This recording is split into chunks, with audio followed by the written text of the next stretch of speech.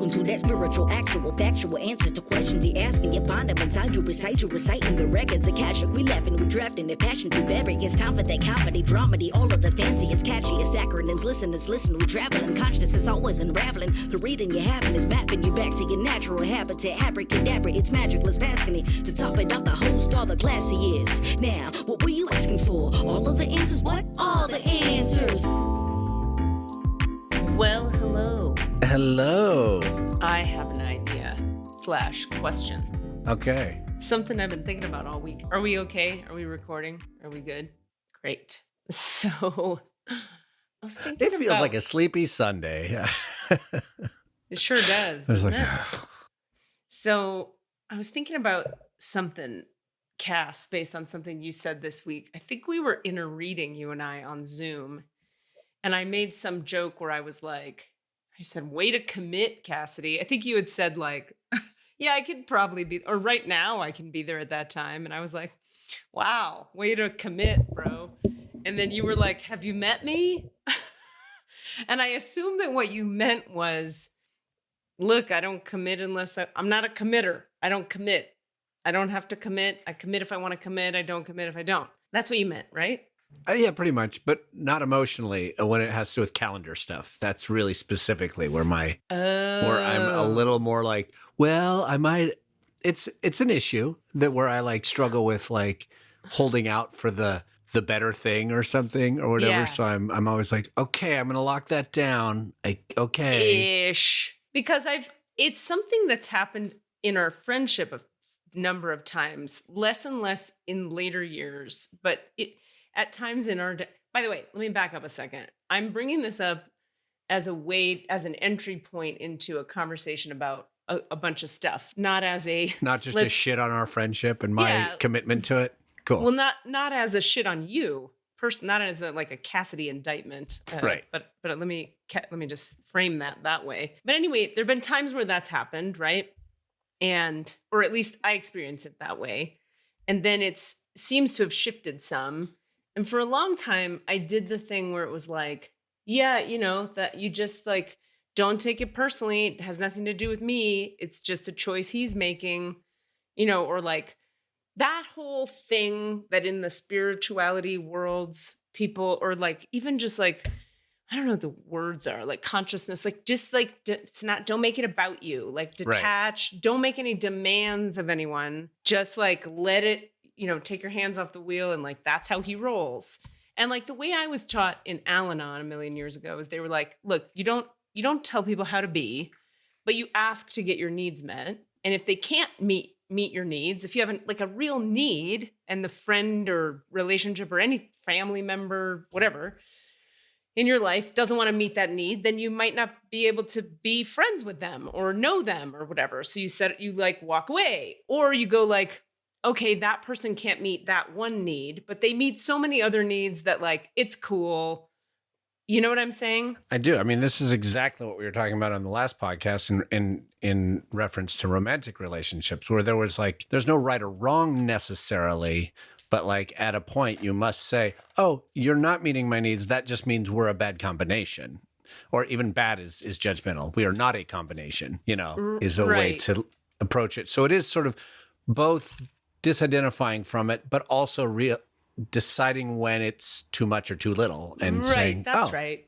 Like where are the lines for you as an individual?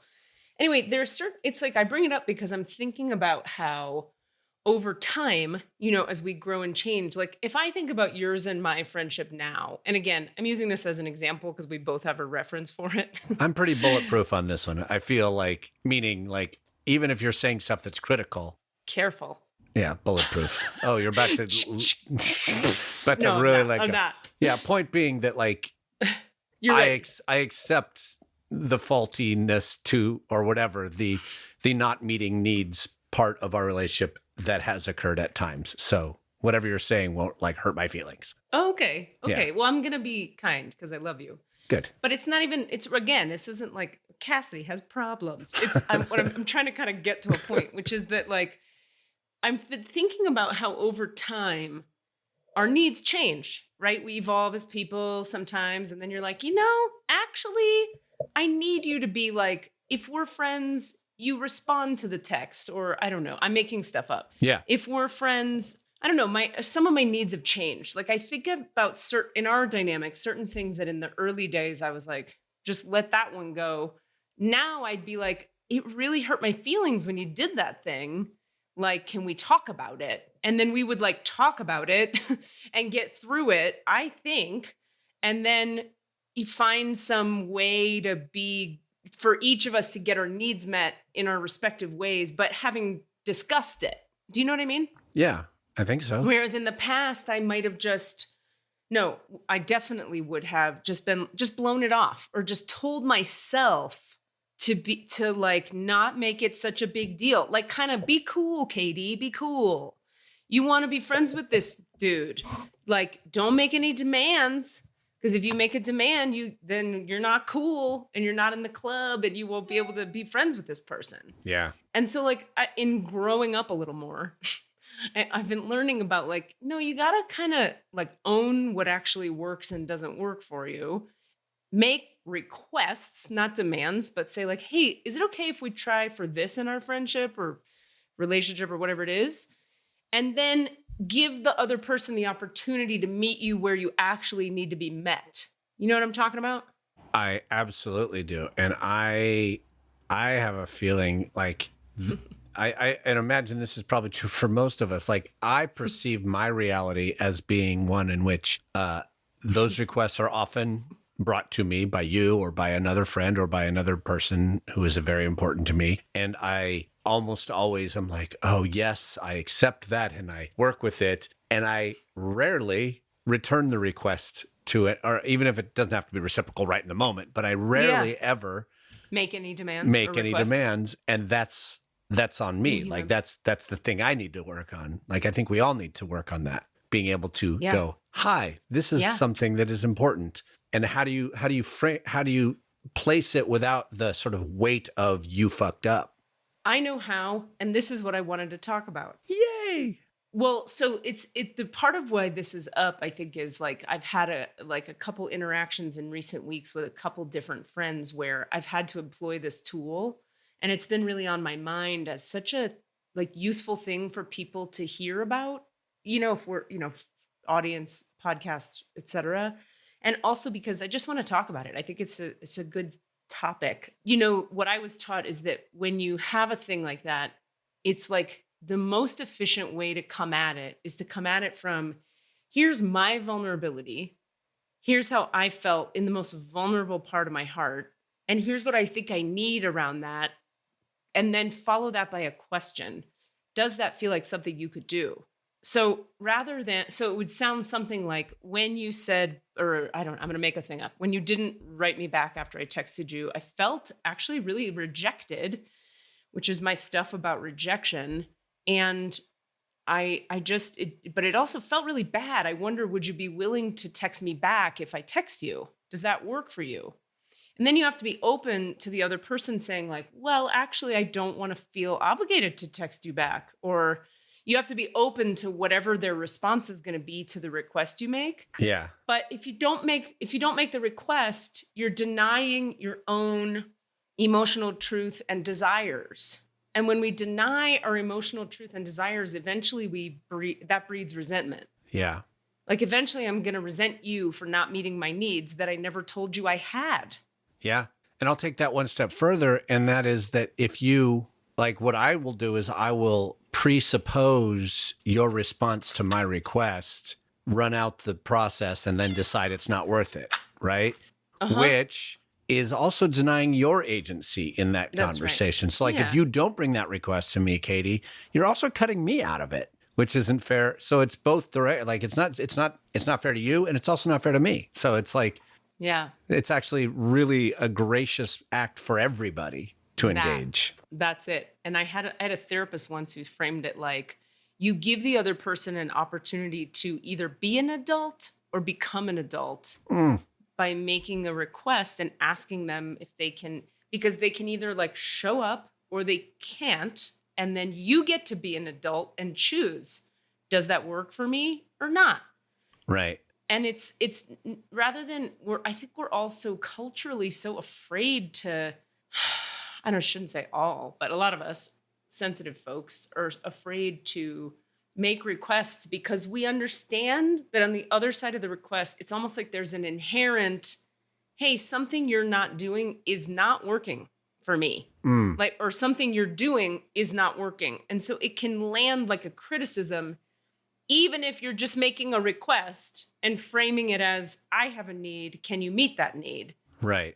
And we can go too far also with our own framing of it, of being like, this is all my bullshit.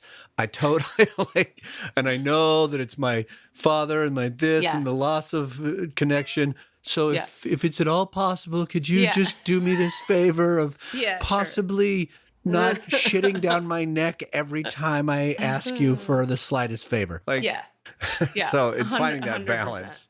100%. Totally. And that's me speaking from my own bullshit experience. Again, what I do. Well, that is, I mean, that's your thing. That's you that's one of the things I've witnessed you do. You know, apologize yourself into 80 circles before saying the thing you're saying. Oh God. Meanwhile, the thing I do is like, I have to like I have to slow down, take a breath, and follow that little formula. That formula works really well for me. If I can go, wait a minute, what's the vulnerability under? Because my first reaction is usually, fuck you. I'm angry and I'm going to come at you about it. So instead, I'm going to go, okay, hold on. That's, I mean, when I'm triggered, right? If I'm triggered, I'm just going to lash and it's not pretty. So I've so don't like that and don't like receiving that I've really practiced and am not perfect at, but really try to come from the vulnerability. When you said that, I felt I really could use blank. Is that possible for you? And then that big nugget at the end of like, maybe it's not possible for them. And then you got to deal with you. Yeah. And go, okay, if Cassidy's not willing to text me back, I am 100% making up the text example. No. I'm going to point out, we have had one, it was a while ago, but I remember you saying one time we would be texting back and forth, and then I'd get distracted and go do, like life would happen, and I wouldn't close the loop. Right. And you were like, finally, you're like, it's upsetting to me when you don't at least go, gotta go, or, hey, I'm done with this conversation warmly and get the fuck out, rather than just dropping mid-conversation. Yeah. Yeah. Okay. And I've remembered that ever since. And it's actually served as a helpful lesson in other conversations. You're not the only one. Cool. So I was like, oh, actually, that's just a common basic courtesy that I should. And other people are really guilty of it. And I get frustrated now when people do that to me. You're welcome. Great. Thanks for introducing another frustration. I live to give. Well, anywho, so I guess that is a real example. But anyway, the point being like, just being really okay with, or not even okay with, but just ready for if the other person is going to go, hey, I can't do that. And then that's a new moment in which everybody has to recalibrate and go, well, okay, well, and can I deal with that? Or sometimes you have to like take a break from the conversation, go away, give it a couple days, come back and go, I hear that you can't do that. I'm okay with it. There's so much other good stuff here. I'm not going to like freak out about this thing. Or you come back and you go, I just can't work with that. And then that's that, Well, this gets to go ahead. No, you go. I'm done. I was going to say, this gets to the heart of that, the whole concept of like difficult conversations and why some friendships, or more to the point, some like long-term partnerships just live in this sort of simmer of mediocrity or resentment for so long, because we don't want to, and I'm included very much in this, and I think it's not just romantic. I'm going to say that. Actually, no, it's in all kinds of relationships, even professional ones, where you're like, I don't want to talk about that because then, I mean, we talk about this every topic. I don't want to talk about that because then I'd have to accept the truth of it. Like, maybe this relationship isn't going to work, or, and I know the answer. It's like, I don't want to have that conversation because I actually know it's going to fail us. And I don't want to get that failing grade because then I have to face that sadness. You have to face a bigger sadness instead of a lot of little mediocre. 100%. But of course, we know that when we face that bigger sadness, we open the door for the possibility of someone who could meet us in a way where there's no sadness. Yeah. But another reason, going back, that I'll not do it. The truth one, that happens sometimes. That happens for me mostly in dating, where I'm like, fuck, if I say that, then I know what he's going to say to that. So then we're kind of fucked here. Okay, I guess it's over. Fuck. There's that. But another thing for me is just, I have a thing in my body where sometimes I'm like, I won't be able to physically survive the response. Like, it's not that I think it's over or it's done or some bigger truth is there. It's just, if there's a reaction that's volatile or intense, I feel like I'm not going to survive it. So I'll just tiptoe around it and not bring it up, because I'm afraid I won't survive it. Do you actually mean like physically, like you might die? Well, there is a trauma response, and that triggers a feeling of terror for my life. Yes. Yeah. I'm rationally aware that if I confront Cassidy about the potato chips, I'm not going to physically die. I apologize for that, Katie. I did. We got through that one. But I do. But even though rationally I know that, there is a thing going on in my body a lot of times that feels like so scared of the potential reaction that it feels like life-threatening. It's like because really, from what I know about like nervous system and neuroscience and how the emotions and the brain and the nervous system work together, like, they say fight or flight, adrenaline and fight or flight, your body doesn't actually know the difference. Terror and excitement, often your body doesn't know the difference. You have to kind of talk yourself through, like when you're backstage about to do a show, you're like, I'm gonna die. Or you can go like, oh wait, this is exciting. I'm excited. And you can reframe it and send that energy to somewhere useful and apply it and blah, blah, blah, like we know from acting. But when it comes to confrontation, there's nothing it's like, you can't be like, well, this could be fun. But for me, the reframe that often works, it's not like I'm excited to have this terrible fucking conversation. But what works for me to get through it is I'll go, I have to be honest, because as the longer I'm dishonest, the more dissatisfied I become. And now everybody's unhappy, because a dissatisfied me leads to a dissatisfied you. And you could feel that. And like you said, that simmer is there and nobody's talking. I have a harder time with the simmer, the slow death simmer, than most things. Like, I really don't like that thing. I'm more like, let's face the terribleness of the discomfort of the conflict and I hate it, but let's do it so we could get through to the freedom that's on the other side. Yeah. Whether that freedom is, okay, we're parting ways, or I got you, I love you, we got to where we needed to be. I mean, I bold statement, but I feel like I don't think it has ever been the wrong choice to face the thing. It's always, I talk about dread as a thing, as a major source of problematizing in my life. And it has never been the wrong choice when I finally push through the dread and do the thing. 100% of the time, even when something bad happened because of it, when I finally, but it it's pulled the fucking Band-Aid off, whatever. Like, it's just never the wrong choice. And as many times as I learn that lesson, I don't learn that lesson. I hear you. You have to remember it. Yeah. You have to relearn the lesson, right? So then here's a question for you. When we look at something like, well, let me back up. Remember when I started this whole conversation with the example of like, have you met me? Yeah. About committing to the schedule thing? I was assuming when you said that, you meant relationally. That, because when I think of some of the relationships, not all, like, you have plenty of high functioning relationships. I know that about you. And I've seen some of the ways, like the turnover with lady people, just because you have this unique kind of, God, this is hard. I feel like I'm... Go ahead. No, please. Keep fucking talking. Go ahead and dig your fucking self into a hole, Katie. Is anyone else sweating? Are you sweating? Oh my God. I think...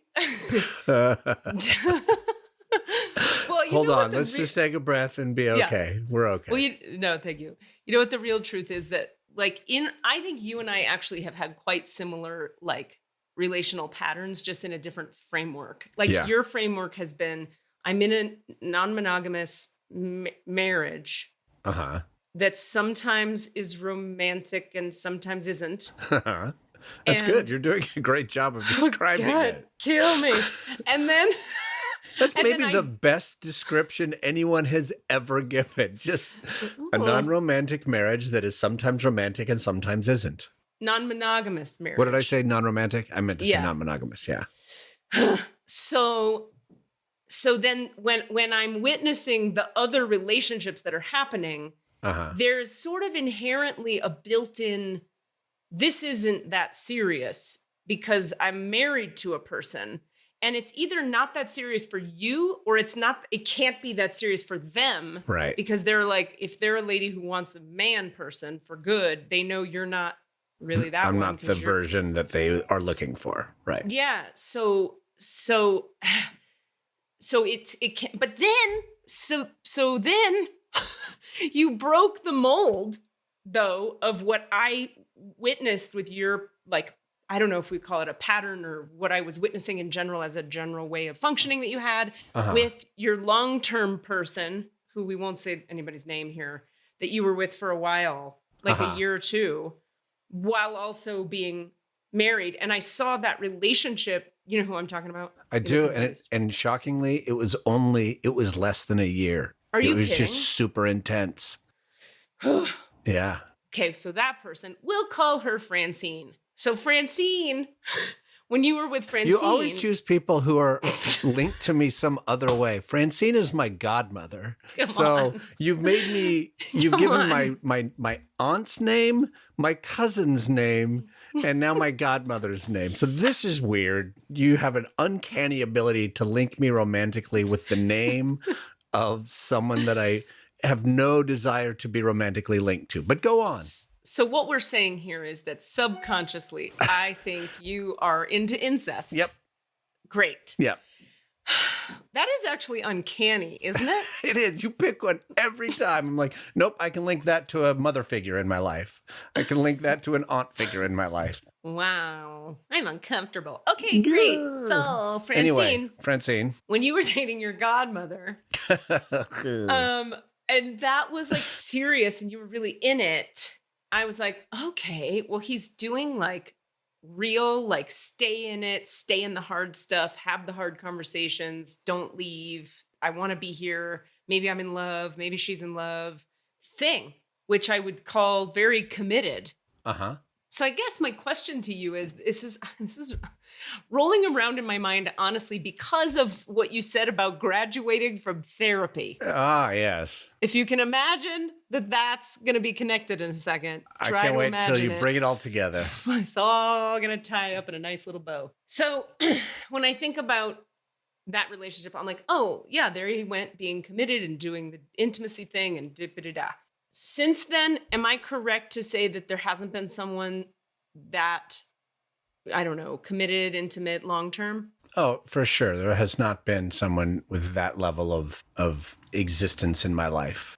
Like close, intimate. Yes, absolutely. Yeah, okay. There has not been. So here's the question all of this is fucking getting to. I was thinking about when you said, have you met me? And I was thinking about when you said, I graduated from therapy. And I'm thinking, sometimes I notice, okay, I really want to think about what I'm saying here, because partially I don't actually know. I'm figuring it out as I say it. I've thought about those things you said. Then I thought about my own time in all this and healing schools and the therapies and all this shit, right? I shouldn't say shit, all the work on the self. And I realized that underneath a lot of my own drive to do all that was this really deep feeling of like, I am all fucked up. There is something wrong with me. And there's something wrong with me drove a lot of that work. Interestingly, what I'm coming around to now lately is that there was a lot that needed tending. And I continue to need support, and I'm a human being. But there was like real trauma that needed tending to, and like real like confusion points and like stuck places in my heart and anger and rage and real stuff. But I've come to this place of feeling like peaceful with myself and like at ease in my body and okay with my own limitations more so than ever. And I feel in my body when I drop in and just be with me, I'm the same person I was when I started all of that work. And the main difference is I don't think anything's wrong with me now. In other words, there are things that I need to work on and get better at and not be so this and not be so that and work on my relational dynamics, etc. But I don't have that deep pit of the stomach. I guess I might want to call it shame of like the wrongness, this inherent something is dreadfully wrong. And so when I've been thinking about that lately, I've really been sitting with this the last week or so and going, well, if there's nothing wrong, what the fuck do I do now? What am I doing? And it's very integrated with some new things I've been building for the Healing Center and some new sort of offerings I want to put out into the world, all of which come from, it's almost like this. Here, I'm going to finish this thought and then I'm going to tie it back to you in just a second. This is like long-winded, I realize, but I'm getting there. Thank you for your patience. I'd like to request that you hear me out. Is that going to work for you? I'm already composing my response so I've tuned you out. I'm just writing inside my brain. No, that is not happening. It's very rare that doesn't happen, but it is not happening. Okay. Even the need to go into the Akashic Records was coming from feeling so uncomfortable in California. I didn't know this because I hadn't lived anywhere but California in a long time. But having moved here, I realized like the vibration of this area is so good for me that I'm like, I could go to the records or not. Maybe I'll do some spiritual stuff or not. There doesn't feel this like need to get this light thing happening and get lighter and higher because I'm not uncomfortable just sitting here. Okay. So if that's the case, then therapy is just to like continue to untangle whatever needs untangling for my relationships to work better. I don't know. What I'm getting at is if I had felt like this, which I'm imagining, this is a full projection now. I'm imagining that you, Cassidy, have always felt to a certain degree, sort of like this, because you were decently parented and you weren't carrying the kind of trauma I was carrying and maybe didn't have as much or any shame about your essence being flawed and dark. I had like real internalized shame and toxicity to like really work through, So if I were you and I'm 25 when Katie Rubin was 25 or 23 and started doing all this work, and I don't have any internalized shame or any like raging trauma to clear, what would motivate me to do like deep therapeutic work? And the answer is what? Nothing? Right. I'm asking actually. Yeah, I can respond, but I just wanted you to get all your thought out. And okay, the last little piece of it is it's a question. Do you ever feel like the pattern of, let me put it like this. Like, is there any, fuck my life. I wonder if I didn't have that shame and I were you in your relationship and in the relationships you've had without that shame I'm talking about and feeling like I'm wrong, would I ever have needed to unpack what isn't working there or what that pattern might be or what might be under that pattern? In other words, does that make sense? I think so. Yeah, I can respond. I have many things to say to what you've put out there, and it's great. Okay. It's fodder. I'm going to go back to the 25-year-old me, 26, 27, 28-year-old me with minor bumps and scrapes of problems. But yeah, feeling pretty well parented. I've always been a little sort of like, smugly grateful for what I've had and like, yeah, I'm good. I always joked about the joke. Then I think I gave myself this thing. And then I would joke that other people called me that, which is bullshit, which was like the human Prozac. Like, oh, Cass is just even keel and he's fine. And, you know, it doesn't have super highs, but he definitely doesn't have super lows as a result of that. And partially that comes from being pretty good.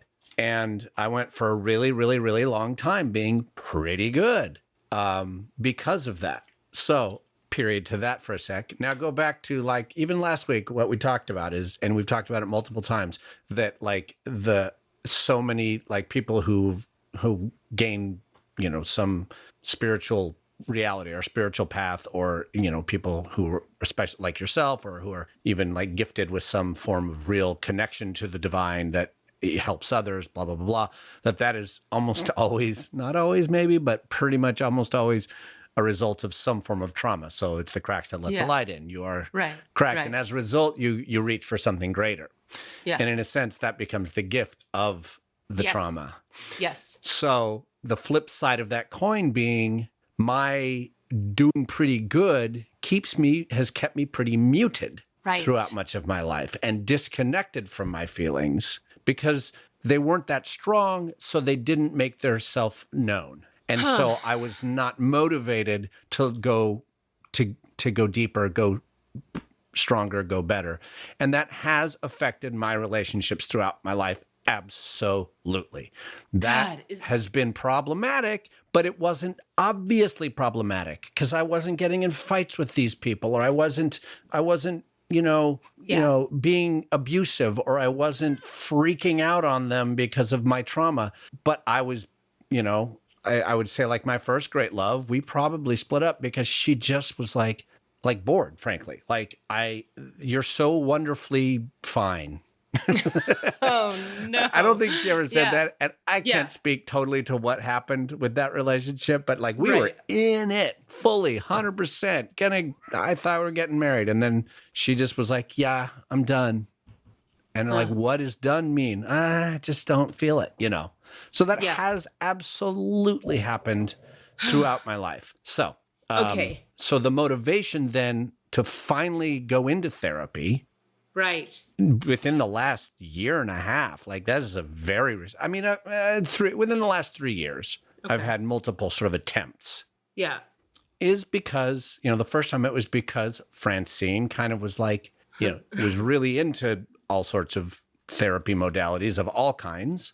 Yeah. And was like, look, I'm always working on myself. You need to too.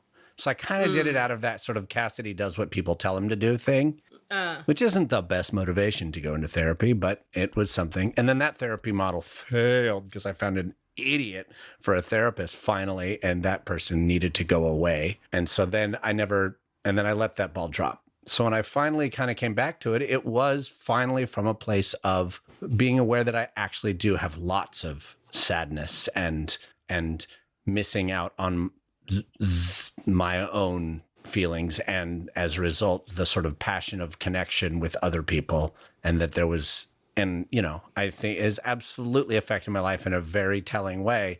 It's just not obvious because it doesn't scream. I understand. Yeah. Okay. Thank you for that. That's what I've been trying to put I'm like, and you and I have talked, I know we've talked about this. I wanted to share like another example of it. I have another friend. Can you believe that? You have more than one friend, Katie? I don't think you have room in your heart for that. It's a black piece of coal. So, you know. Oh, but it's the womb of no thing. So you're fine. That's fair. Black womb of no thing. Good point. So this other friend of mine and I were talking quite recently about some Al-Anon principles and about boundaries with the family. Mm-hmm. Like it's the holidays and people feel all this obligation to be with their family, even when they don't want to be, or I have to be a good son, daughter. I have to all this obligation stuff. And we were talking at length about our respective pasts and our childhoods. And I've seen this before, but I was reminded of it because this friend, we'll call her, I'm just going to be careful, Jacqueline.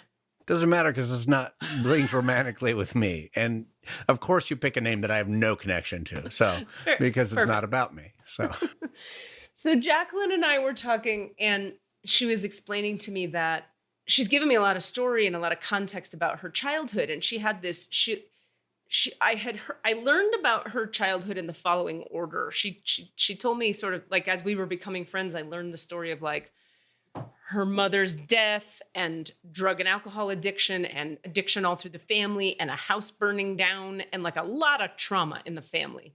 We've been friends a while now. And just recently I learned that, and I didn't know this before, that before all that, there was this glowing, warm, wonderful childhood she experienced where there was this like idyllic mom and dad and they were together and it was before the problems and the problems came later, la, la, la. And we were talking about her challenge of, you know, not feeling codependently like she has to be a perfect daughter at the holidays and that whole thing. And I realized in talking with her, because my parenthood situation was so unfulfilling when I was young. That's a very politic way of putting it. It was unfulfilling. Unfulfilling. Let's just say. Didn't really meet my needs. Like, for example, by the time I was 15, what I wanted for my birthday was to go to Boston. I lived in Miami, Florida. I wanted to go to Boston by myself for a week, and they let me. I went to fucking Union Square in Boston and stayed in a hotel with nobody and like wandered the streets of Boston by myself, like knowing nothing about life, having like daddy's cash in my pocket, like all kinds of bad shit could have happened. That's what I wanted, and they didn't give a fuck, so I went. It's not that they didn't give a fuck, but they kind of didn't give a fuck. So then by the time I'm like getting sober at 23 and I'm starting to realize, fuck, under this addiction stuff is codependent Al-Anon stuff. I start going to Al-Anon. I realize that I need to like separate from one of these people almost entirely, my mother, and I needed to really limit my time with the other side of the family, my dad's side, because I found it difficult to be around. And I learned about those boundaries of like, I'm not actually obligated to do anything. When people treat you badly, you're not obligated to hang out with them. What a revelation. But it is a revelation that is quite difficult to internalize through your cells when it's your parents you're talking about. That's like very difficult for any human, not just me, all the humans. But because it was bad enough and I was sensitive enough and I was sober and whatever the reasons are, I did that at like 24 and cut this over here and this, I see you once every 3 years and I see you for 2 days max and I got it. And then all this time, I'm 100 now. So from 24 to 100, I've been, watching my friends who had a lot of support and love and nurturance in their childhood really struggle to set boundaries with their parents, even as adults, because they're still remembering the glowing, idyllic, like whether it's actual or projected memory of their childhood and trying to like regain that or pretend it's still there or I don't know, breathe into that when the majority of their experience with their parents is like really uncomfortable and unpleasant and not supportive and at least needs a conversation or 10. Right. So this friend of mine and I were talking about this just the other day, and we say this thing as people who go through trauma and become healer people, like, I'm grateful for the trauma because it taught me the things and now I teach them to other people. But like, it's not always easy to feel that. That's not always like sincerely how I have felt. No. But more and more I'm like, oh, actually, that is actually true. Oh. That is very, very true. Like the tools I have. And now even like with my dad, I've come kind of full circle to where it was like a lot of boundaries for a lot of years. And now I'm like, I love that guy. He's kind of a mess, but I love him. And we like hang out and then I leave after 2 days because that's all I can do. And he's fine with that and I'm fine with that. And there's a lot of love and then it's very closed. And then he can't do the emotions. And then I leave and go do the emotions with you or with friends who can do it, But it's very cozy and comfortable and nice. And everybody kind of knows like everybody's limitations. And I guess what I'm saying is I don't resent him anymore for what he can't be. Right. I'm just like, yeah, he can't be that. And I actually don't resent him. Well, that returns to the beginning of our whole conversation, which is, you've decided what can and can't be and what you're willing to accept. That's right. That's right. But I guess it's like, and you aren't with your mom. You made it with your mother. It was like, oh, that's not enough, or I can't accept that, so I don't have a relationship with her, right? no, but I'm good with it. That's yeah. But you have no relationship with your mom because you made those decisions Correct. based on Like, this equation. Like, I have peace in my life because I don't have a relationship with her. Yeah. Like if I had a relationship with her, it would be consistent trauma and drama repeated over and over and over. And so it's just, I don't have that drama anymore. It's pretty great. But you also have a relationship with your dad, but you don't have trauma and drama because you aren't expecting, requiring, needing certain things which he will never provide. It's okay. Now this comes back to the original thing we were talking about, which is like, there's no way to spend time as a human being with your parent figure in physical proximity and not want them to give you some love. Right. So it is real that when I'm there with him, I can only do a day and a half, 2 days, because it starts to be so sad and painful for me that he can't do what I want a dad to do. Yeah. That that's why I leave. I go, okay, well, I'm going to go now because I'm going to tend to my heart because you can't. And I'm going to go connect with my friends. And I'm not, but the difference is not being resentful of him for not being able to. It's like, it's his problem that he can't do that. And I love him anyway. And it is sad when he can't do any dad love stuff and he's so cut off. It's painful, which is why the trip has to be short. Right. I don't torture myself with 2 weeks there thinking that thing that so many people think, and people say this all the time to me in sessions and stuff. They think they have to spend a bunch of time with the family member that makes them feel really sad all the time because they should be over it, or they should just let it go. They shouldn't be so upset by the dad not being able to love. To which I say, the compassionate way to hold that for yourself is, no, it is upsetting for anyone when a dad can't love their child. That is upsetting. So don't hang out at the hardware store looking for milk. They don't sell milk at the heart. Dad's love can't nourish you. Your dad is a hardware store, which is an awesome store that it is really great to visit, but you can't get milk. Yeah. They sell nails and hammers and, very wood useful chips. things. Yeah. Lawnmowers. Yeah. In my dad's store, there's a lot of like iPhones and like tech support and new laptops. So your dad's an Apple store. My dad's an Apple store. That's right. You know what? They also don't sell at the Apple store? Milk. Yeah. They don't Which sell is it the there. ultimate metaphor for nurturance. So that's a good metaphor, Katie. Good writer. Katie. Simile? Metaphor. Metaphor. Yeah.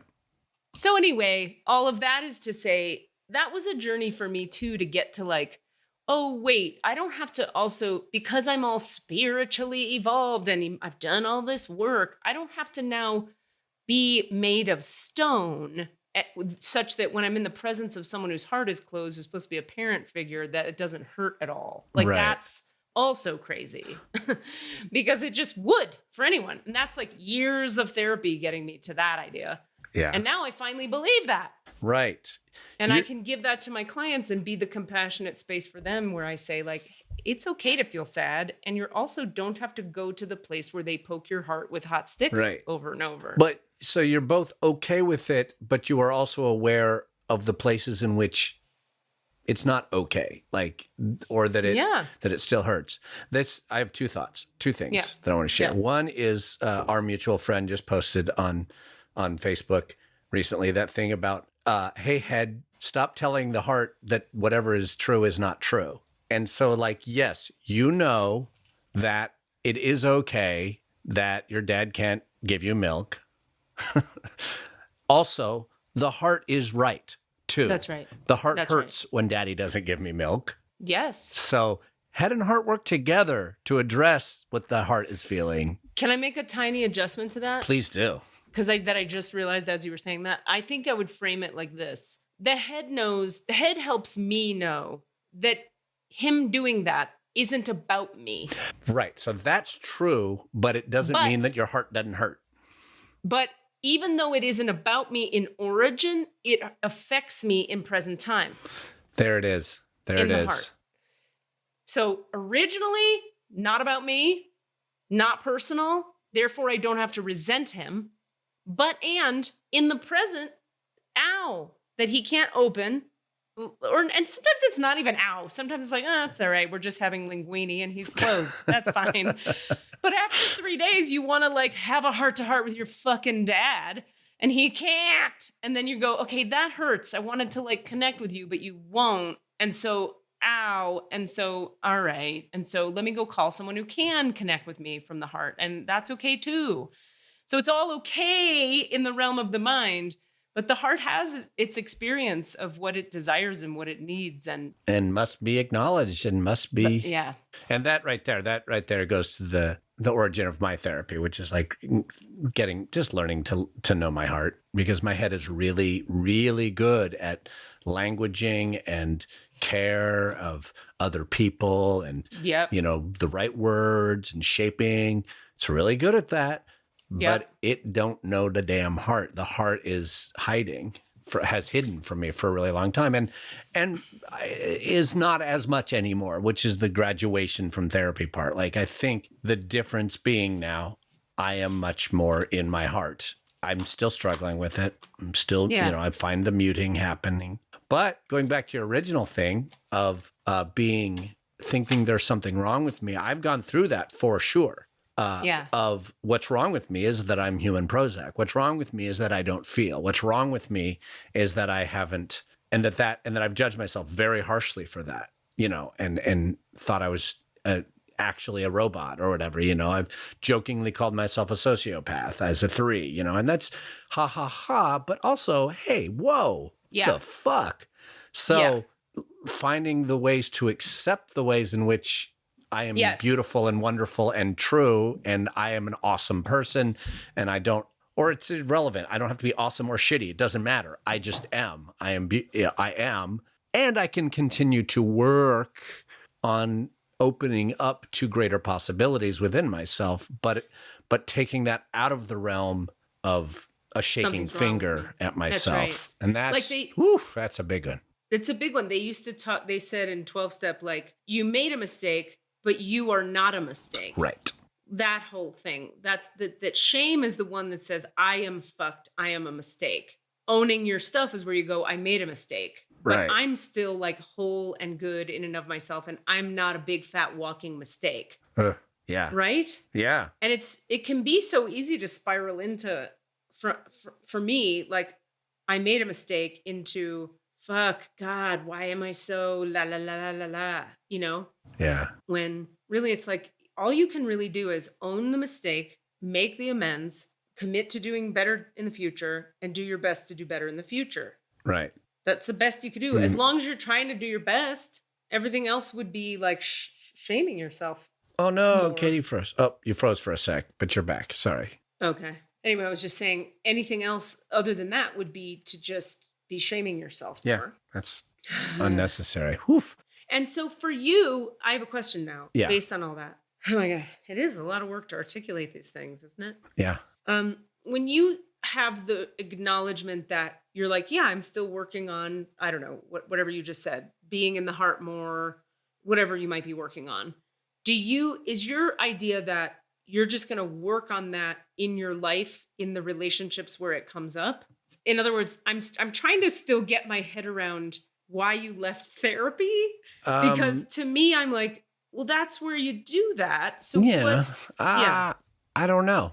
I have a feeling I'll return to therapy at something, but the sort of active application of it, I don't know. I don't have an answer to that question. That's a good point. I mean, that's a question that I have been struggling with, because I have felt a little slippage back into complacency a little bit. Not having the demands of therapy placed upon me that weekly I examine things actively. Right. And I have, kind of definitely fallen off my meditation practice. So like the complacency is there. Right. So yeah, I don't know. I don't it.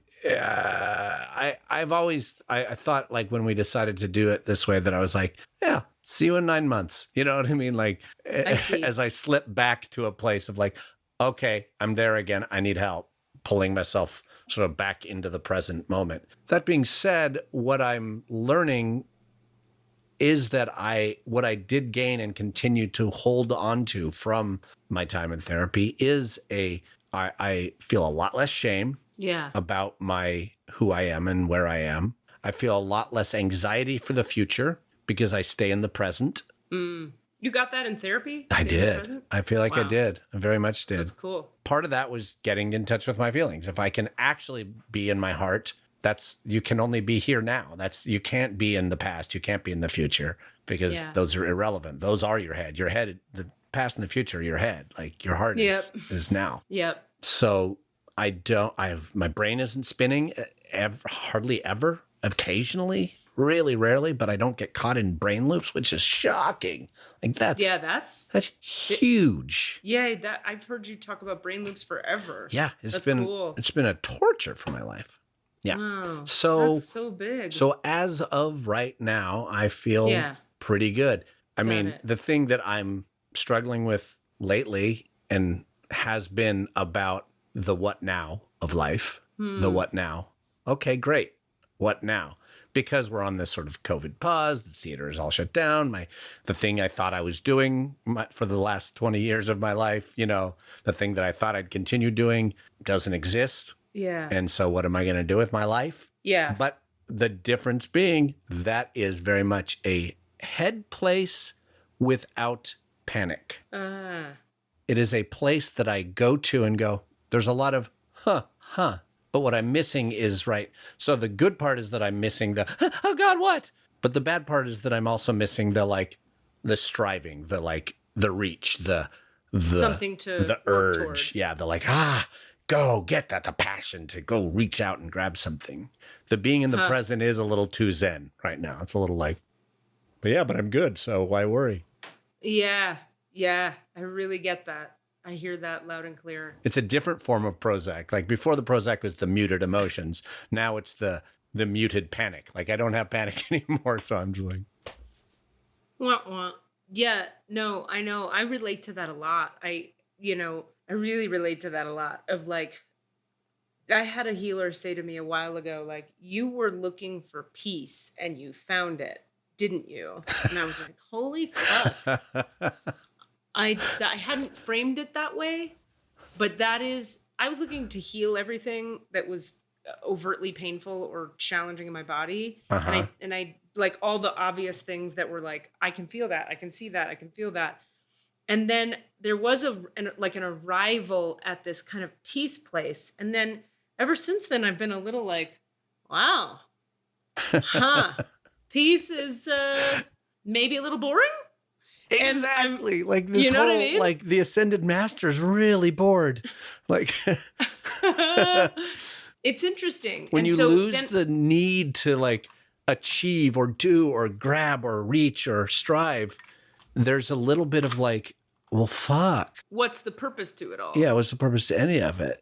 Well, okay. So then I've been thinking about this a lot, actually. I'm glad we're talking about this because I think it's about when we create things now to strive for, where that creation is coming from inside of us. Yeah. So it's there does need to be, for people like us who are creative and who are generative and who are easily bored and who are dynamic and intelligent, there have to be challenges ahead. There have to be things to create. Otherwise, really, it's a kind of emptiness that isn't zen. It's shitty. Right.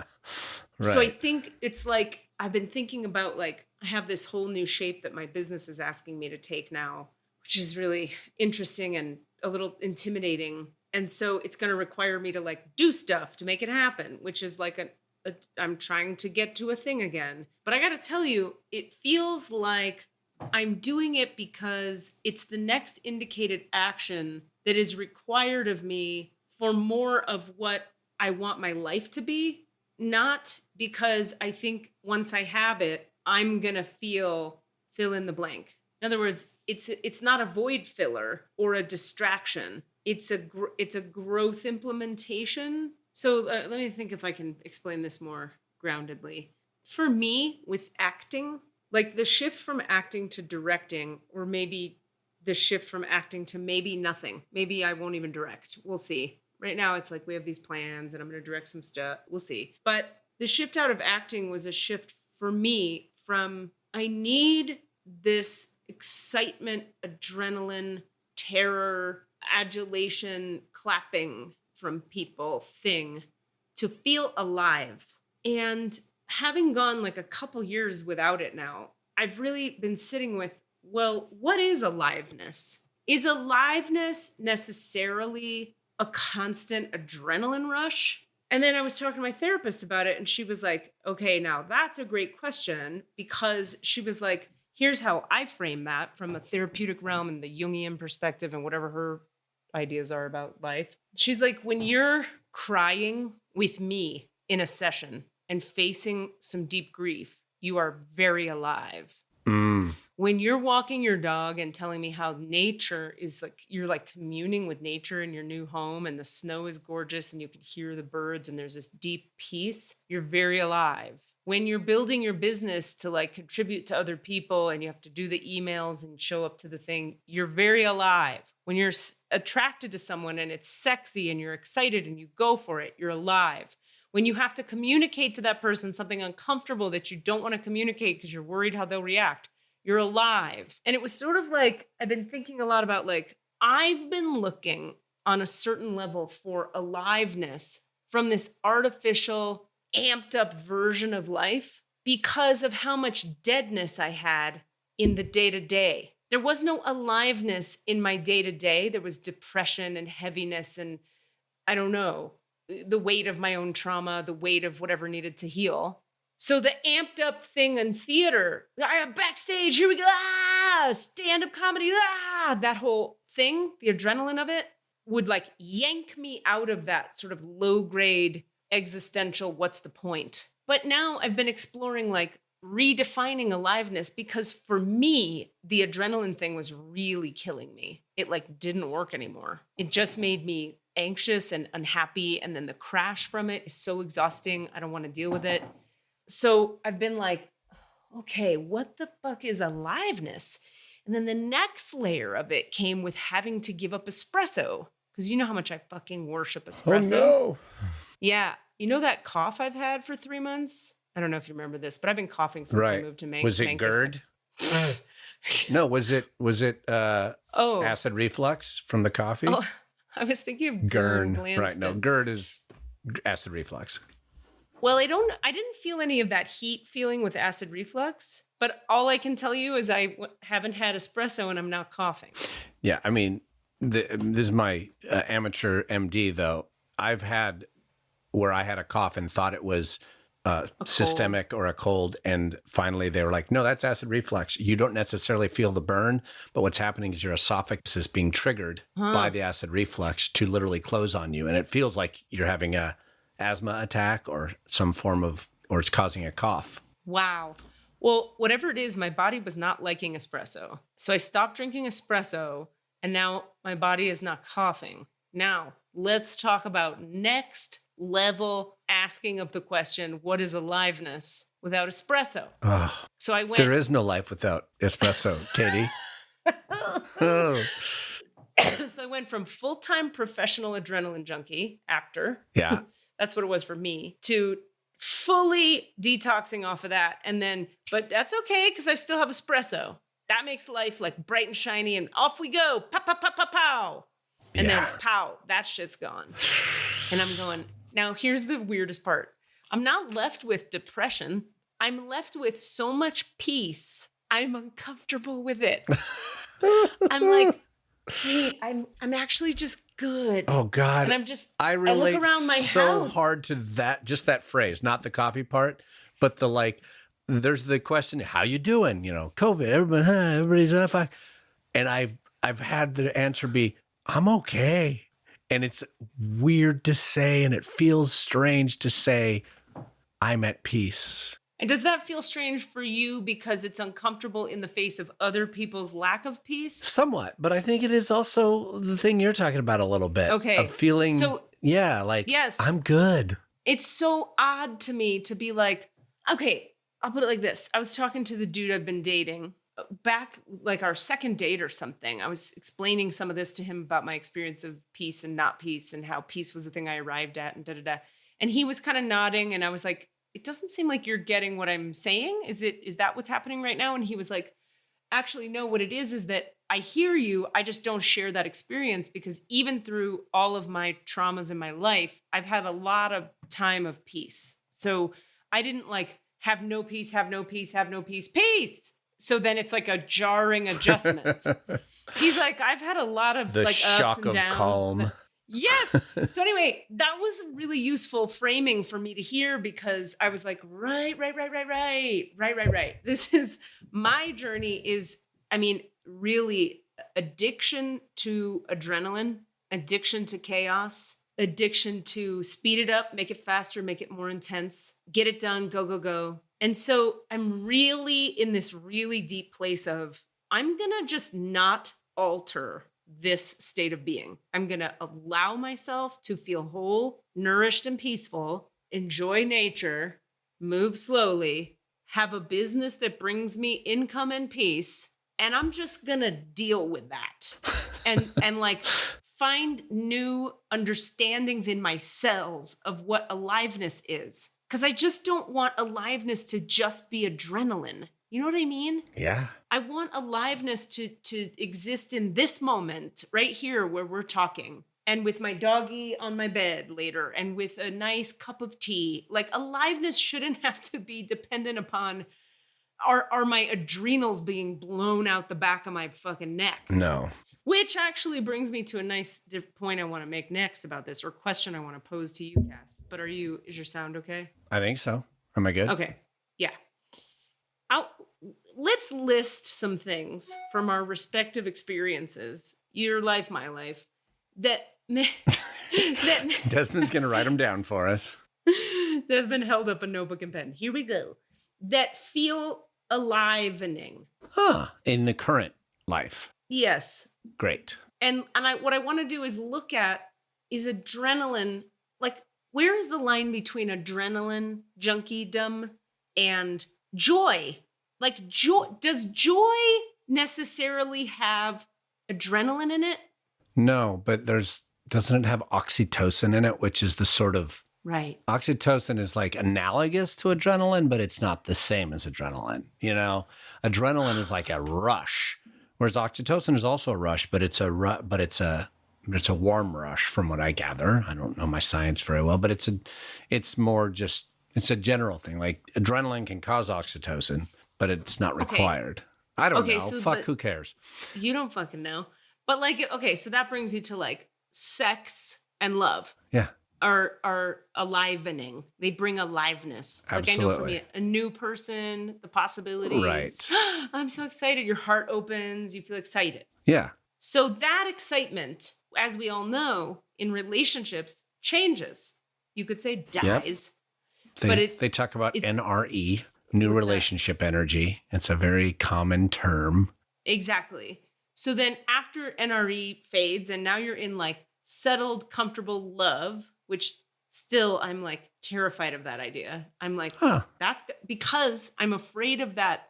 What we've been talking about this whole time, the like stasis. That it turns to a low simmer. Low simmer. Fuck low simmer. Because why? Because you're addicted to adrenaline. Correct. And crisis and reaction. Correct. So, okay. So NRE, new relationship energy. But couldn't we put that in the category, since it fades, of temporary, kind of like adrenaline? Yeah. In that it fades. Okay, so that's one kind of aliveness. No, but it's sorry, an aliveness that fades. I just want to say something, going back to something I talked about earlier about this relationship, the early big love that left me because she was bored. And I've always placed that on me, and I should to a certain extent, like that I was boring, right? Okay. And I need to be more present to my feelings so that I can be more present to my partner. Okay. But also, maybe was an adrenaline junkie. You know what I mean? So like, Right. it's that, it's not, That's right. it's getting out of the right or wrong of it. That's all. Sorry. Thank you. I mean, I think you just healed a tiny piece of my past for me right now, just by I really this understand discussion. what you're saying. Yeah. No, I get it. That makes total sense. Like that maybe the reframe for you there is, well, maybe she was looking for something that's a little unrealistic. She was looking Right. for like pow, pow, pow, pow. Oh, every because she minute. went from me to a complete shithead, frankly. And then Yeah. that burned out. And now she's with an awesome, wonderful, beautiful man. But still. And Like- it could be she wasn't ready for she wasn't ready for peace. And she was still in a very striving place in her life. And I was not as striven. And she felt disappointed by that. Anyway, back to the present moment, which is now. No, but this is good. This is a perfect example of what I'm glad we're going there because Yeah. I'm looking to unpack these notions of what aliveness is. And so we don't know, right? For that girl, we don't know if she left for more aliveness or if she left for more adrenaline. Right. And there's no point in me analyzing her life right now, but taking But my... it's a good thing to look at. Yeah. It's a perfect example of what was that. Yeah. Okay, let's list some other things in life that make us feel alive. And then I want to see, are they part of the whole... Yeah. You go, because I'm talking. Cooking and eating is, I love. It's a joy. And sometimes I rush through it. Often I rush through it. I just throw something on a plate and just scarf it, and that's fine. And that's good. I like that. But boy, do I love it when I go to a place that is more connected to the act. And that's not adrenaline at all. That's actually more of a meditation. I like to wash dishes. Huh. That's nice. It feels good.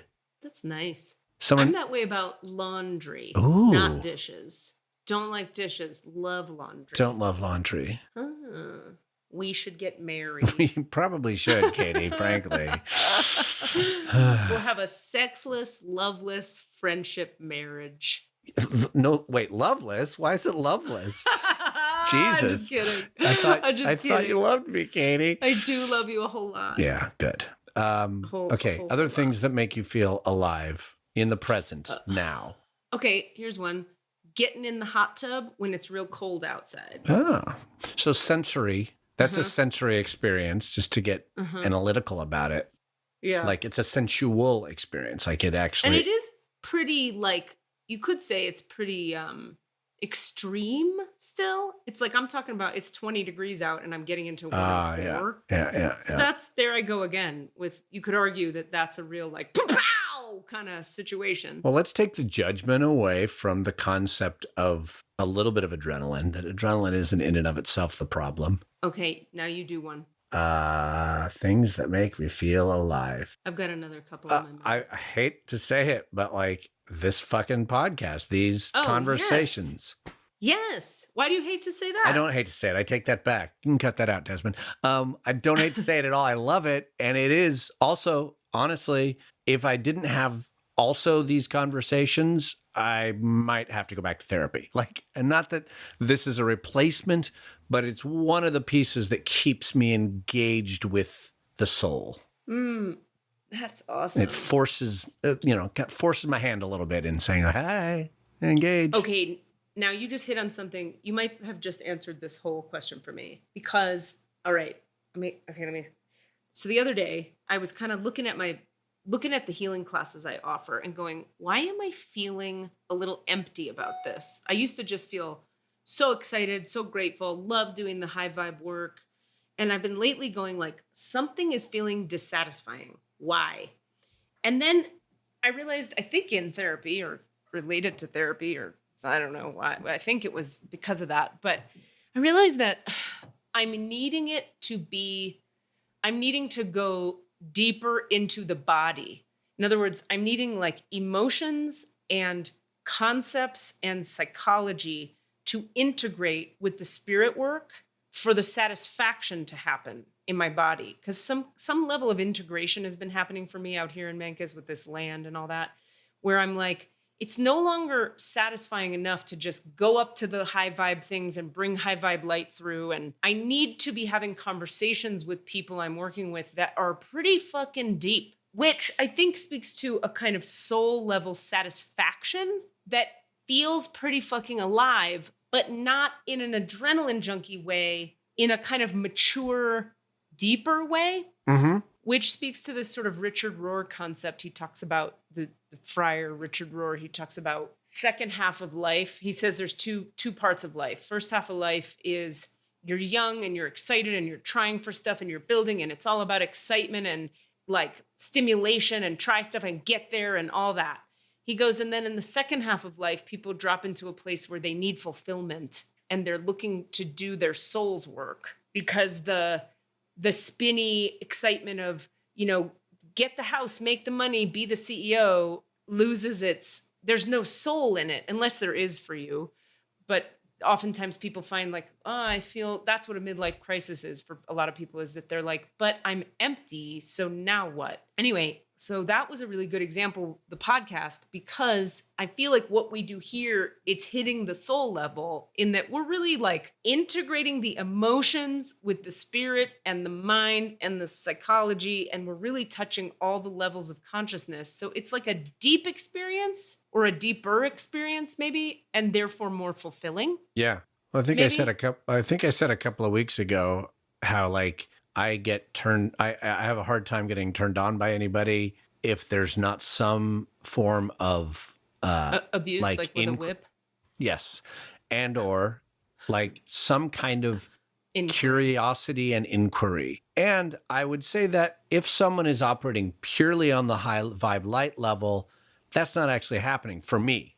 It's not, you know, their light is shining and it's beautiful, but I'm like, yeah, but I want to get in there and dig around. And if we can't get in there and dig around, I need something more than that. And so like it sounds a little bit like what you're kind of struggling with a little bit with your clients, where it's like, yeah, it's nice to be swim in the ocean of the golden light.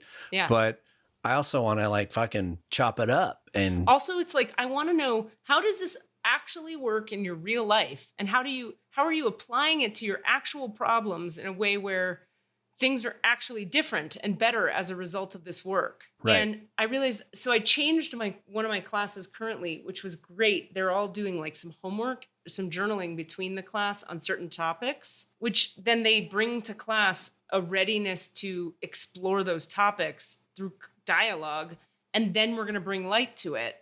But yeah, anyway, so I made that shift and it felt really good. And then I've been looking at like the future of the business, and I'm like, okay, well, I have to get in there and talk about principles now. I can't just like transmit and channel. I have to teach people about spiritual principles. What does that even mean? I have to teach people about what is the soul versus what is the body versus what is the ego. What do those concepts mean? Like you said, getting into it on the sort of 3D relational earth level. There's like, it's not satisfying anymore without that. This makes me think, going back to that post that our friend posted, I don't know, I'm not saying their name, but that's like, hey, head, stop telling the heart it's wrong. But also, hey, heart, the head has something to offer. Like, yeah, that not just like it's a useful tool. Like it's holistic. We have to be holistic in our life. We also can't just be all heart light, because all heart light is it's a little vague. It can be a little squishy, you know? It's also like, after a while, you're like, well, we have nothing to talk about because we're both just heart light all day. Right. I've just transcended my body and I'm floating in the ether. Great. Yeah. So I don't need to be in the 3D world anymore if that's all. And I certainly don't need to relate to you. I don't need a relationship with you because I got the divine. I'm good. Yeah. There's something like not satisfying anymore about that. For me, it was very satisfying for a long time. I think too, because my life was so intense in the sort of 3D level with theater. It was such an intense life for my nervous system that like having the rest of my life be super high vibe was a really good balance for me. But now I feel more imbalanced. So I'm going, that's a total reorganization of my system now.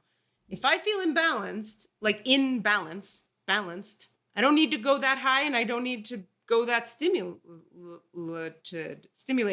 Stimulatory. Okay, another thing that brings aliveness to this point, I truly get really excited when I have errands to run. No joke. I love errands. I like being like, I got to go to the dry cleaner and then the grocery store, and we're going to take Squeeze to the dog park. I got stuff to do. Here we go. Oh yeah, trust. That makes me alive. I absolutely. What does make me feel alive? This is not that, but I just want to acknowledge the difference between myself, my underemployed self a year ago, and my underemployed self now. Huh. Underemployed self a year ago happened to have a day where I have very little to do, watch a bunch of TV, feel shitty at the end of the day, feel gross. Yeah. Guess what? Underemployed me now, one day, watch a bunch of TV, feel fine. Huh. I am okay with that choice because you know what? I enjoyed the shows I watched. And I am grateful that I got to, how okay is that? Like, that is weirdly huge for me to feel okay about not being productive. I 100% get that. There's no difference between the productivity of that day a year ago and that day today. I was not productive, quote, both days. But on one, I felt bad about it. On another, I'm like, I'm good. Yeah, man. I hear that loud and clear. There's always balance. Too much of that, and I'm going to probably start feeling shitty. Yeah.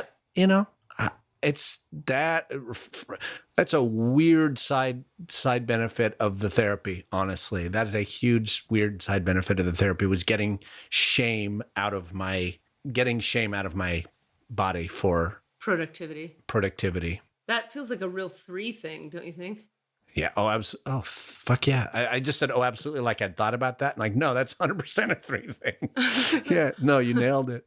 I wanted to share, this is again, slightly side, but this is something I was thinking about earlier. I wanted to share, just made me laugh about parents and like how you were like talking about what you were talking about with your dad. And mine was in therapy when I finally found a thing to blame my parents for. Was you son actually, of a bitch. I know that everyone in the podcast universe can go, fuck you. Yeah. Fuck you. Yeah. But it was still. actually, I was so excited. Like, and it was about shame. It was about shame and productivity. It was, I have been playing what I think of as a ton of video games, not hardly at all, because I've never been a video game person. So playing any feels like a ton. Right. But also I carry a lot of shame around it. Like, I'm playing a video game. I'm wasting time. Yeah.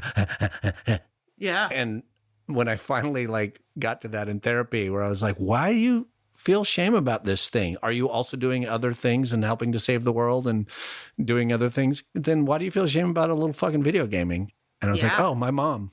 It's my mom. There's my mom talking. That bitch who listens to this podcast. And I've already told her this, so it's okay. It's not like, No, yeah. And my parents are awesome. I was able to share that with them without fear. Wow. Kind of the giddiness of like, hey, I got to get mad at you in therapy. Wow. I wasn't so much mad as at least like going, oh yeah, that is a thing they laid into me, and I have carried all these years deeply. That's good for you. Boom. Yeah. Boom. Anyway, so in some way, something that gives me life. Playing this stupid ass, wonderful, beautiful pirate video game with 4 of my best friends. Fuck yeah. Like, I just teared up saying that. Oh, I love you. I love you. Yeah. Like, you know why I think though the tears? Because it's about the community and the connection with the people. Yeah. Which was the next thing on my list. I was going to say, what makes me feel alive is like, I'm going to Christmas caroling at my new buddy Sarah's house, who you met on the podcast. We're going to stare at the Bethlehem star in the sky. Because, this, we'll talk about stars. Yeah, I'm excited. I'm going to watch it Right? tomorrow night. I'm going to go see it tomorrow night. Yes. On the solstice is its most powerful conjunction. It's the Saturn, Jupiter meeting up at the first time, and the planets, and it's going to be a big star. And the only first time since like 1260 AD or some shit. Yeah. Anyway, but when I was thinking about why am I excited to go there, I'm like, because all these people will be there, and we're going to connect. We're also going to be outside. So nature, aliveness, connection with people, aliveness. And that brings me to what you were just saying about the game. Because I'm like, I think the game is probably alivening, but also your peeps are there. Yeah. Right? Yeah. These are the people four of my like absolute core heart, deep friendship, that I have, had lots of struggles with over the years and on and off. But also that this game that we play is cooperative. So we get to play it together as opposed to against each other. Aw. So we're actually adventuring, and that's fun. Aw. But it's the friends doing that makes me happy. Yeah. Yeah. Sorry, I didn't mean to stop your No, that was it. tender moment. No, that was my tears. You made it. You called it. Okay. It hit me so strong when you said that I was like, yeah. People that we love. I'm just looking at the time. I don't think we're opening the records today because Nah. we don't need to. Because guess what? We're in our head hearts today. Boom. We don't need to all be all the way in the heart light. We can be in the head hearts. Do not have to go to the goddamn light all the goddamn time. Desmond's feeling it. He just made a heart On his emoji on his head. What if after living here for a couple months, Cassidy, I become like a farmer or something? I would love that. Are you kidding me? I have all these little weird other side fantasies that have never emerged in my life prior to this last year. But my mobile home fantasy is part of that. It's just like, what if I lived in a small town in Mancus? No, wait, that's Katie's story. But how I attach myself to other people's story. I will, I'd be a craftsman. I've always wanted to just work at Trader Joe's and live a life. Yeah. Right? Yeah. I'm kind of like, I don't know. Fuck, I don't know. I'm open. We'll see but what we happens. still have to do our writing project that we've discussed. We won't tell them what it is, but Okay. I would like to get on. I would like to start that. So let's try and figure out a way to have All a right. conference about that. Or not. If you don't want to do it, fine. I'll do it by myself. I'll just go home and play with my own toys. I don't need you. I went cross-country skiing for the first time the other day. Oh. And that was very enlivening because it was difficult. And Yeah. it's hard work. It's hard. You're like sliding, but walking, and then you fall down a bunch, and it's hard to get back up, and then it's beautiful, and then you're having fun, and then it's hard again. And that was really, because you're in nature and it feels so good to be out there, but it's hard work. Yeah. That's a whole other subject. The idea of like difficulty is great Yeah. up to 70%. Like, Yeah. I love it when something is hard and doable. I hate it when something is just a little too hard. Totally. It makes me like rage and angry. But if I'm like just at the edge of my ability, Yeah. or even just a little beyond oh God, that's the sweet spot. So like, yeah, cross-country skiing is a perfect example of that because it's fucking hard, but it's doable. But That's it's right. hard, but Even it's doable. and downhill skiing too. Like, See, downhill's- it pushed me away because it was too hard. Really? It pushed for me. I could never get to the part where I was just enjoying it. So okay, see, for me, I didn't stick with it. downhill was easier and more joy filled than cross country. Because cross country, you're hustling, you're working hard, you got friction of the ground. Whereas downhill, you're like whoosh, whoosh, whoosh, whoosh. So there's speed and fun. See, and wind. downhill, you're like, shh. Poof. I don't think I ever had 3 whooshes in a row. I think I had a whoosh and a half. Come out for Christmas to my family. I We'll will take you break my body. out. You know what? I'll come out next winter. I'm still, Okay. locked in a COVID fear bubble. Speaking of which, what do you think of this idea? I was talking to someone, on Tinder I was, and we were talking about, he said, I'm not really afraid of COVID right now. I said like, oh, did everybody mask up? He was talking about, he went to Austin, Texas, and it was like, Right. he's like, all the bars are open and people are going out. And I go, oh, wow, that makes me a little nervous. Like, did people mask up? And he was like, well, I'm not that worried right now because I had COVID. I got over it and I've got the antibodies. So I'm kind of like living it up. Yeah, he's living in a slightly muddled medical place, but it's a slightly better muddled medical place than people who haven't had it. That's my understanding. It's like, they're like, yeah, kinda. It's a little better. Yeah, Well, because we don't actually know, right? That if you have the antibodies, can you catch it again? We don't know. Yeah, we don't know. Or can you, and they're also worried saying like, this is a whole other subject. We probably don't want to fall down this rabbit hole, but they're also saying if you get the vaccine, you still might be able to pass the thing. So you won't get it necessarily, or you won't get the symptoms. The vaccine will stop people from getting sick from COVID, but it doesn't mean they won't be a COVID carrier and pass it on to other unvaccinated people. So passing it on, okay. It's still a germ It's a germ? or whatever. It's still a virus that you will have and pass on to, and will. So and if you breathe on someone else, they could get it. Okay. The way it passes, we now know, let me just be clear. I'm asking a question. It's not a thing where you touch a doorknob that someone else touched. That's like 2%. That's like a very low, but it is still a kind of a thing, but not to the level that anywhere near. Yeah. At the beginning. Okay. So it's about spit. Mm-hmm. Spit in breath. Yeah. What if you never spit in my breath, but we make out and you have it? No, that's spit. In my breath? No, but in your spit. I mean, it's spit. It's still saliva, but it's just that there is saliva in your breath. Okay. But making out for sure, absolutely. You're passing that shit in a heartbeat. So if this guy and I make out and he has had it and he has antibodies, can I get it? Not if he doesn't also actively have an active virus. Okay. So the virus comes into your body, gets going, you get sick. You generate antibodies, which basically heals you from it if you survive. Yeah. Then you're carrying around the antibodies. That way, if it comes in again, those antibodies, in theory, they're not sure yet, will stop you from getting sick again. But if he gets the virus reintroduced into his body, he might still be able to pass them on to someone else. Oh. So he could be a current carrier because he got it a second time.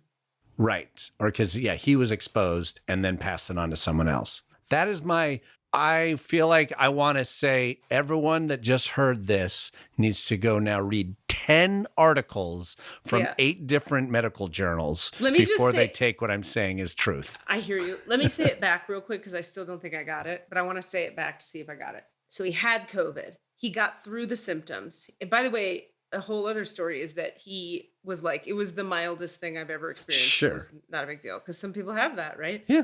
Okay, so he had it. He got through the symptoms. He's good now. He had a test and it was positive. And he was like, yes, you have COVID, lay down. So he laid down. He got better. And then now, theoretically, he's got some antibodies. Yeah. But even though he has those antibodies, he could have been exposed again and be a carrier now while he has antibodies and then pass it to me through his mouth and my vagina. I'm not sure about the other avenues. Orifices? But mouth to mouth for sure.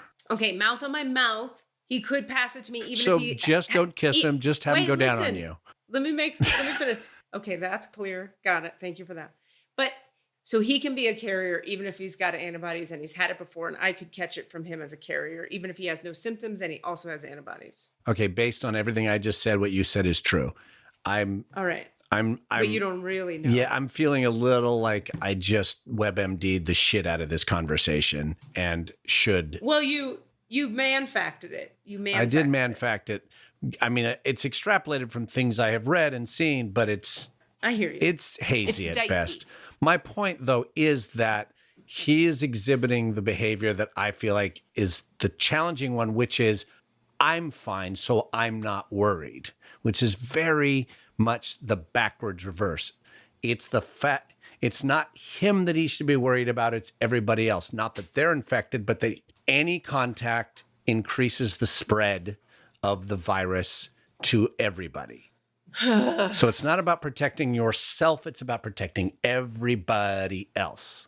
That's from it. From what you might be carrying. Right. Or also there's just sort of group behavior. Like if I'm participating in bar culture in Texas, I am part of the group that is spreading it. Regardless of if I'm spreading it, I don't want to take part in that. Because, if I frequent this bar, then I am also adding to the story of it getting spread. Even if I didn't specifically spread it, I am part of the group that spread it. I see what you're saying. That's good. I like that. Oh my God. Like my household is fully locking down into ourselves, and we are all pretty good. So like in theory, we could go do other things, but we don't want to activate that behavior in the world. We want to stay. I see. We're trying to like model and live in the world in which people aren't doing that. So the world where people are doing that, we're saying is things like I'm trying to see, am I engaging in that when I wear a mask and go to the grocery store and wear a mask and go to the dog park? No, not No. from what I understand. Not by my opinion. My opinion is you're outdoors in your mask. Those are the two safe activities that are, yeah. You take Gotcha. off a mask, you're in a conversation with a person, even at the dog park within 6 feet of each other. That's problematic. That's not a good idea. Right. Keep your mask on, stay a little distant. You're probably fine. You're outdoors. Be indoors, even masked, for more than 5-10 minutes, talking to the same person in the same airspace for any more than several minutes. Not a great idea. Huh. Because masks are not at all perfect. They are partial. Okay. Again, man-facting the shit out of it. But these are definitely things I have read. Like there's sort of there's a spectrum, and you choose where you are on that spectrum. But definitely unmasked, close contact of any sort, regardless of whether there's a mouth on a vagina or not, is a terrible idea. With people you haven't in some way, formed some sort of exclusivity of breath exchange with. You live alone, so, you going on a date isn't as big of a thing. You going on 100 dates with a bunch of people who also live with a bunch of people, that's not as a good idea. Oh, boy. I heard these numbers, on NPR the other day saying that 2 people an hour are dying. 2 people an hour in the United States. It's not a thing. And that's a lot more than it was before. And yeah, it's pretty intense. It has, in California was like the model of behavior and numbers for a long time. And even with all the things we did, but we relaxed into a certain type of, we're good because we're California, we've done it right. So we're going to relax in these other ways. And then that increased that sort of shitty behavior. And then people skyrocketed. Now, I'm not going to take us into this conversation, but I kind of want to. And I know we only have like 15 minutes left. This is a long one, but I like it. We're chit-chatting. We're getting into it. I like it. I kind of want to go into the vax, anti-vax. I'm not gonna.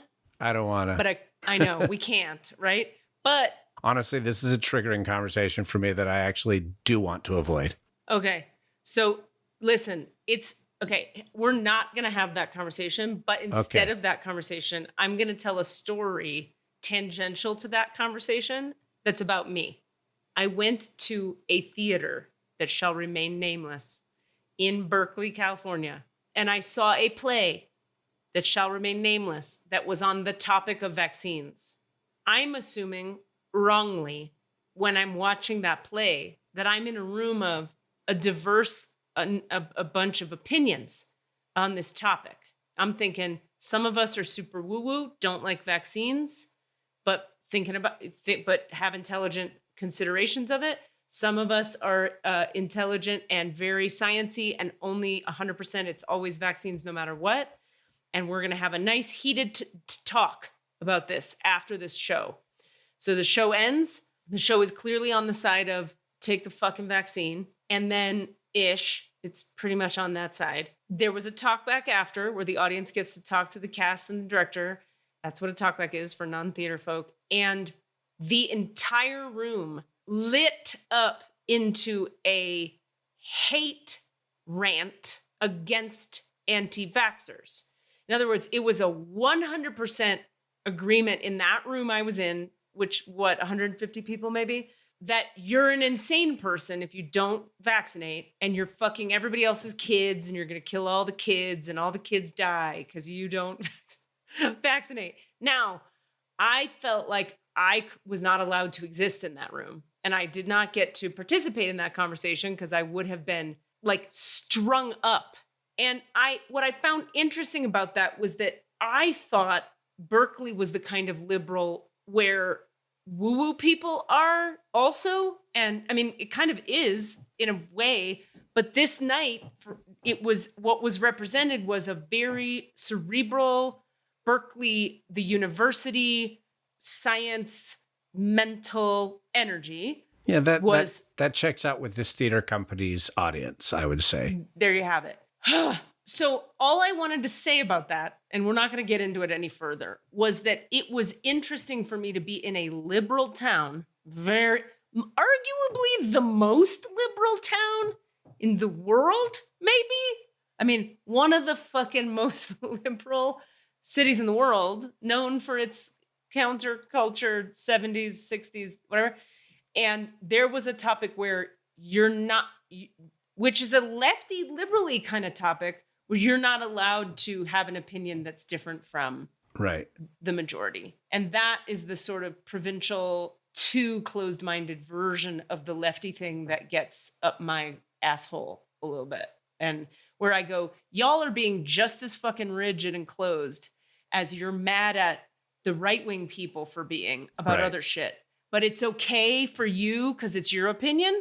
That's okay to be closed. Well, I think now? that's the myth of objectivity in all of it, which is actually sort of an aspect, frankly, of like white supremacy is the myth of objectivity that That's good. know. So that was the thing I wanted to bring up about that, was that I felt that night disappointed in Berkeley and disappointed in that population, to just feel like, wow, you guys, no one in this room, and I'm talking about everybody had their hand up. Yeah. Fuck those. It was really intense. Okay.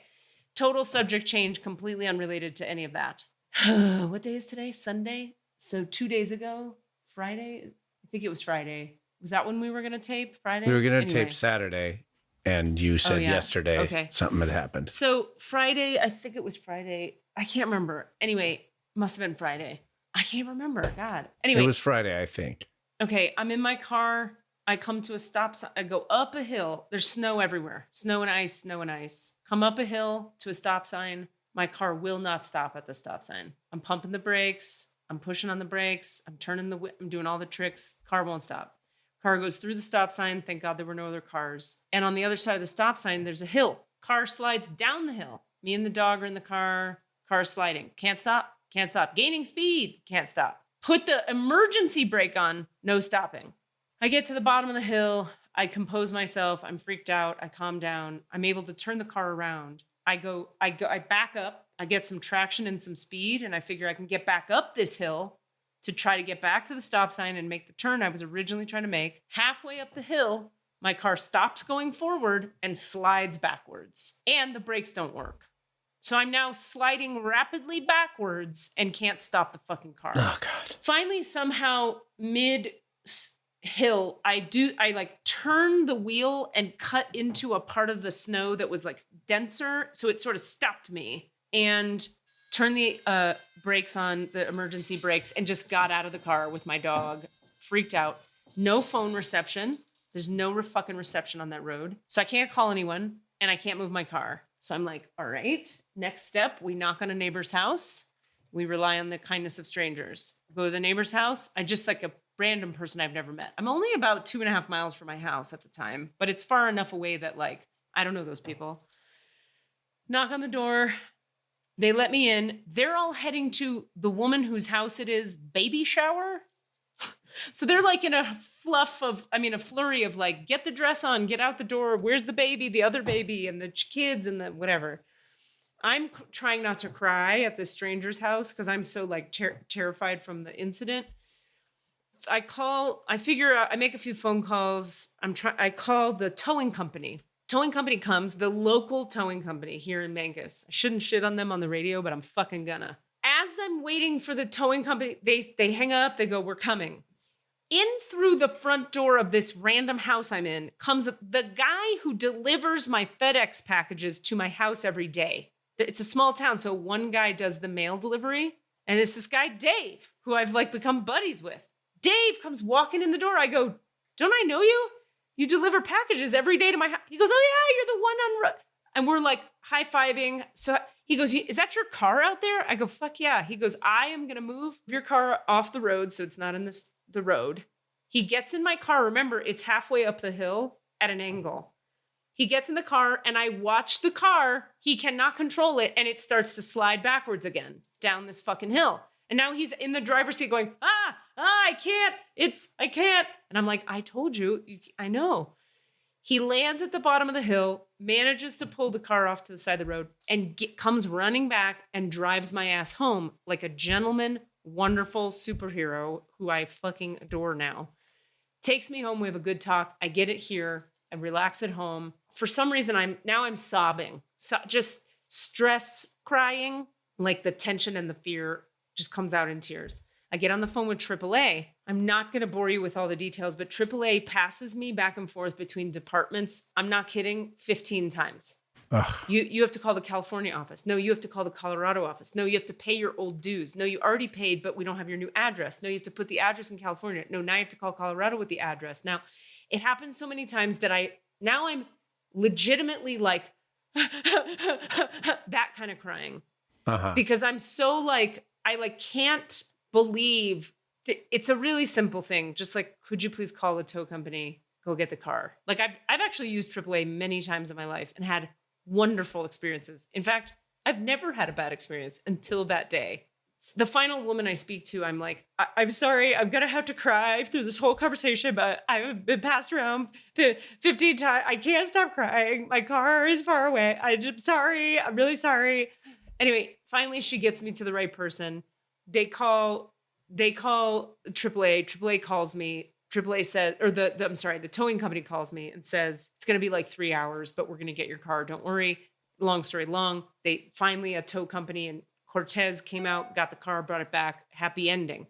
I forgot to tell the part of the story where before Dave showed up at the house, when I'm at this lady's house, the towing company shows up. The Mankis towing company shows up. Guy gets out of his car, towing guy, looks at the situation and goes, oh yeah, I can't help you. And turns around and walks away. And I go, I'm sorry, wait, what? Aren't you the towing company? He goes, yeah, but I can't do anything with that. And I go, why? He goes, you're at the bottom of an icy hill. What am I going to drag you up an icy hill? How am I going to do that? I go, you're telling me that at your towing company, you don't know how to solve this towing problem? Isn't that kind of your whole fucking thing? In a winter town? Isn't that your fucking thing you do? He goes, yeah, but I don't have the right truck for that, so I can't. Bye. Gets in his car and fucking leaves. Which was like another trigger for me for like, it was just a day full of like, you, Katie Rubin, are fully out of control. And death is kind of in the air. Like I could have really hurt myself. Right. So anyway, finally, when in the 3 hour period where like AAA was like, okay, we got you, people are coming, it's going to take a while. Somehow some old thing got really triggered for me. Like, and my psychic friend was on the phone with me going, this happened when you were 25. What happened when you were 25? I'm like, I don't know. I can't stop crying. I cried, Cassidy, 4.5 hours. Jesus. And by the end of it, the next day, the reason I couldn't do the podcast, I felt hungover, like fully wrung out from that cry.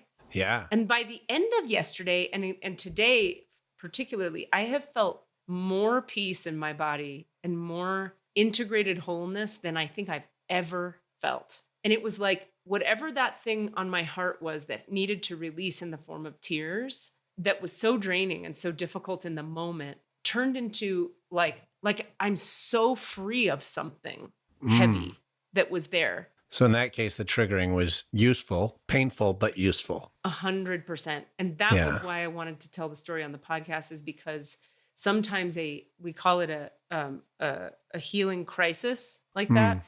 You'll sometimes what'll happen is you'll do a healing session with someone and then they get real fucked up for like 3 days after the healing session. It's called the healing crisis.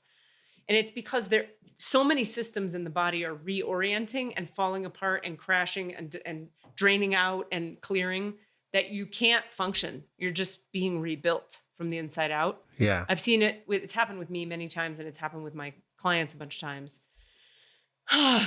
Wow. But in this case, it was so worth it, but very painful, but super worth it. So that's for anybody listening who might be going through any healing crises. Sometimes it's going to suck for like a day and a half, but then you're going to have this like huge nugget of ick from the past gone from your heart permanently. And how does it get better than that? Well, that's the function of adrenaline that is, in a sense, useful. Like rather than seeking it out, like skydiving or coffee or all the things that cycle that up as just a general usage process. Rather than that, you experienced a thing where it was like adrenaline was there to do its job, which is to protect you in the moment, to heighten your awareness, all the things you need to do, make you move fast so you can protect yourself, keep you safe from the tiger. And then in this case, it did its secondary job, which was to spin up the whole system to be able to sort of unearth this fucking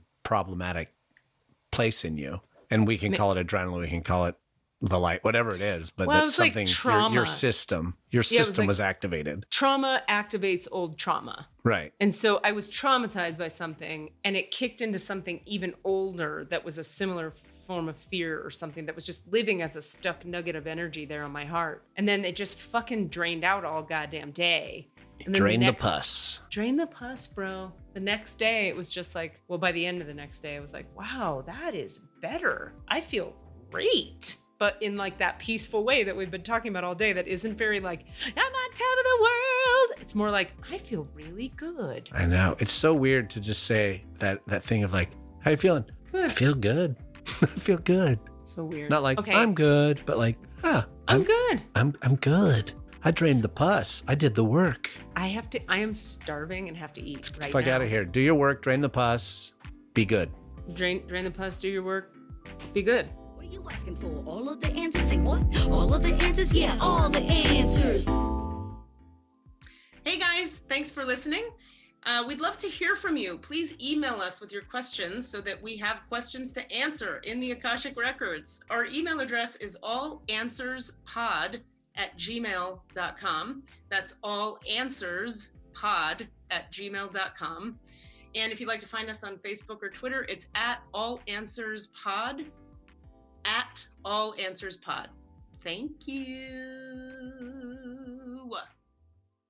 Say it again. Do your work, drain the pus, be good. That was a Sounds Awesome production.